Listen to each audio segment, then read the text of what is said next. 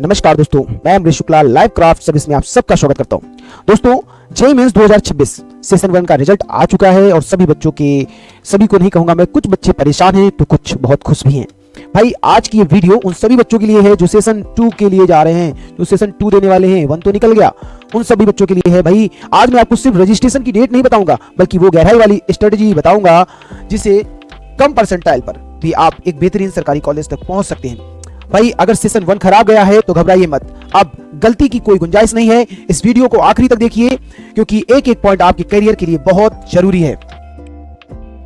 बच्चों, 25 फरवरी last date है, लेकिन ये लिख के ले लो 24 फरवरी की रात से ही साइट हैंग होना शुरू हो जाएगी। क्यों? क्योंकि इस बार सेशन 2 में 12 से 13 लाख बच्चे एक साथ पोर्टल पर होंगे। अगर आपने 25 का वेट किया और पेमेंट अटक गया तो एनटीए दोबारा चांस नहीं देगा। तो भाई याद रखिएगा 25 का वेट नहीं करना है, नहीं तो आपका पेमेंट अटक भी सकता है, क्योंकि साइट जो है ना वो बहुत हैंग होने वाली है। क्योंकि कभी भी आप फॉर्म को फिल कर रहे हैं तो डेट से एक दिन पहले तक ही प्रॉपर चलती है साइट, कभी कभी उसी सेकेंड डे ही हैंग भी करने लगती है, यानी 24 को ही हैंग करने लगती है, ऐसा भी हो सकता है। तो भाई एक बहुत जरूरी बात यह है, जब फीस पे करो तो कोशिश करो कि नेट बैंकिंग या यूपीआई का यूज करो, और पेमेंट होने के बाद कंफर्मेशन पेज डाउनलोड करना बिल्कुल मत भूलना। कई बार पैसे कट जाते हैं पर स्टेटस पेंडिंग दिखाता है, अगर ऐसा हुआ तो तुरंत दूसरी पेमेंट करो, पुरानी वाली रिफंड हो जाएगी। लेकिन फॉर्म अधूरा मत छोड़ना कि भाई पेमेंट हो गया अब मैं नहीं करूंगा और पेमेंट पेंडिंग दिखा रहा है, तो तुरंत दोबारा से पेमेंट करना है आपको, क्योंकि आपका जो पेंडिंग पेमेंट दिखा रहा है वो रिफंड हो जाएगा, टेंशन नहीं लेनी है।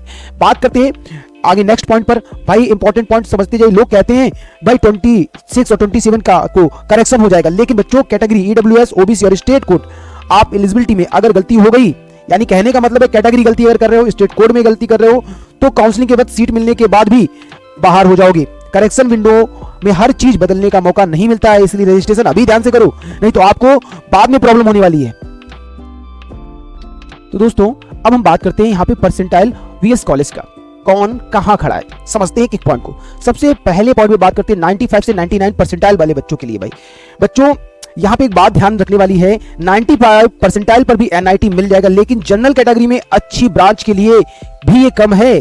यहां बच्चा गलती करता है कि वो सिर्फ सीएस के पीछे भागता है और लोअर एनआईटीज में माइनिंग या प्रोडक्शन ले लेता है, जो उसके कैरियर की सबसे बड़ी गलती होती है। कहने का मतलब अगर हम बात करें प्यारे दोस्तों 85 से 94 परसेंटाइल वाले, भाई ये क्या करें भाई, ये सबसे डेंजरस जोन है। यहाँ बच्चा जोसा के भरोसे बैठा रहता है और एंड में उससे कुछ नहीं मिलता। गहराई वाली बात यह है कि इस परसेंटाइल पर आपको स्टेट टॉपर्स कॉलेज मिल सकते हैं भाई, जैसे राजस्थान हुआ, राजस्थान का एमबीएम या एमपी का एसजीएस, आईटीएस, भाई जिनकी प्लेसमेंट एनआईटीज के टक्कर की है दोस्तों, लेकिन इनकी काउंसलिंग जोसा से नहीं अलग से होती है, तो आप जोसा के भरोसे ही ना रहना भाई, पहला पॉइंट। बात करते हैं इसके बाद हम इस थर्ड पॉइंट पे, यानी बिलो 85 परसेंटाइल। 85 परसेंटाइल से नीचे वाले बच्चे क्या करें? यहां लोग आपको क्या कहेंगे कि भाई प्राइवेट में चले जाइए, भाई डायरेक्ट एडमिशन ले लो। बिल्कुल मत सुनना उनकी बात, मेरी बात सुनो। 70 से 80 परसेंटाइल पर भी सरकारी सीट मिलती है स्पॉट राउंड और इंटरनल स्लाइडिंग के जरिए। बस आपको पता होना चाहिए कि कब और कौन सा फॉर्म भरना है। नेक्स्ट अगर मैं बात करूं यहां पे लास्ट पॉइंट पे, तो ध्यान से समझना, हर साल 90% बच्चे सिर्फ इसीलिए पीछे रह जाते हैं क्योंकि वो सिर्फ ब्रांड के पीछे भागते हैं, ब्रांच और प्लेसमेंट रिकॉर्ड के पीछे नहीं।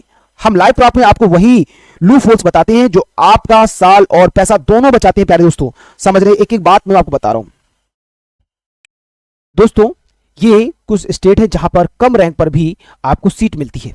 सबसे पहला राजस्थान, रीफ, यहां 15% अदर स्टेट का कोटा होता है। भाई राजस्थान सिर्फ उनके लिए नहीं है जो वहां रहते हैं, ये अदर स्टेट कोटा यानी 85% के तहत आता है। और एमएनआईटी जयपुर के अलावा भी बेहतरीन कॉलेज मिलते हैं। सबसे बड़ी बात, यहाँ की फीस बाकी प्राइवेट कॉलेज से बहुत कम है और सीट मिलने का चांस 90% से ज्यादा होता है।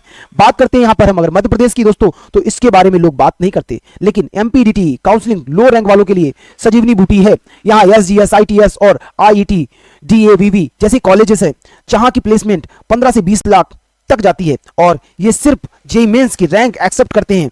ऐसा नहीं कि आपको जेईई मेंस की ये जो रैंक है वो एक्सेप्ट ना करें।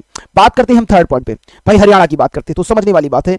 अगर आपको टॉप क्लास इंफ्रास्ट्रक्चर और गुड़गांव एनसीआर के पास रहना है तो भाई HSTES बेस्ट है, और यहाँ स्पेशल राउंड्स में ऐसी सीट्स मिलती हैं जो कोई इमेजिन भी नहीं कर सकता। भाई बात करते हैं लास्ट यानी 4th नंबर पे, तो भाई ये तो भी जबरदस्त है।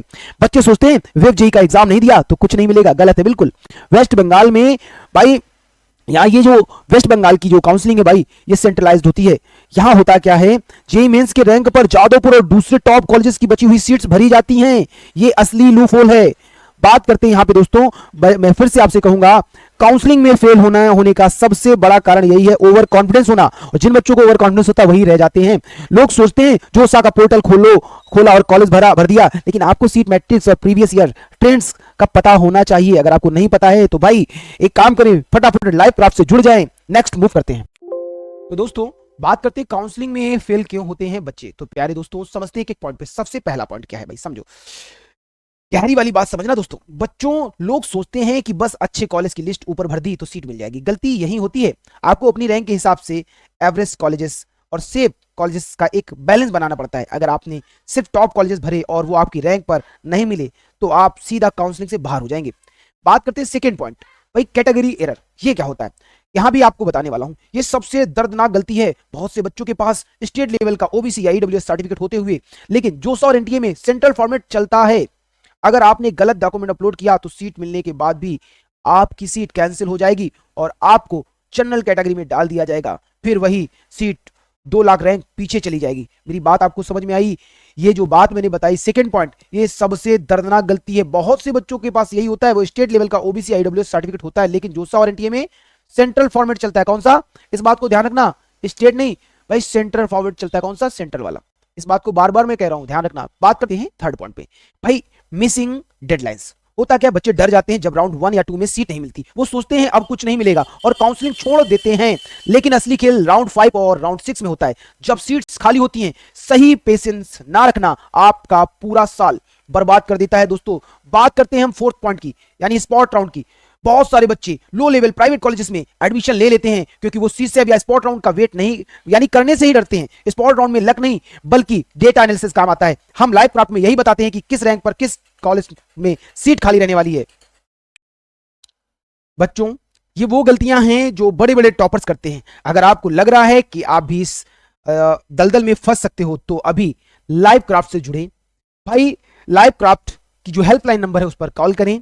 अगर आपको किसी भी तरह की दिक्कत आ रही, समस्या आ रही तो आप हमसे जुड़ सकते हैं। हम क्या करेंगे, आपकी चॉइस फिलिंग लिस्ट तैयार करेंगे, डॉक्यूमेंट वेरिफिकेशन में हेल्प करेंगे, एंड टू एंड सपोर्ट करेंगे।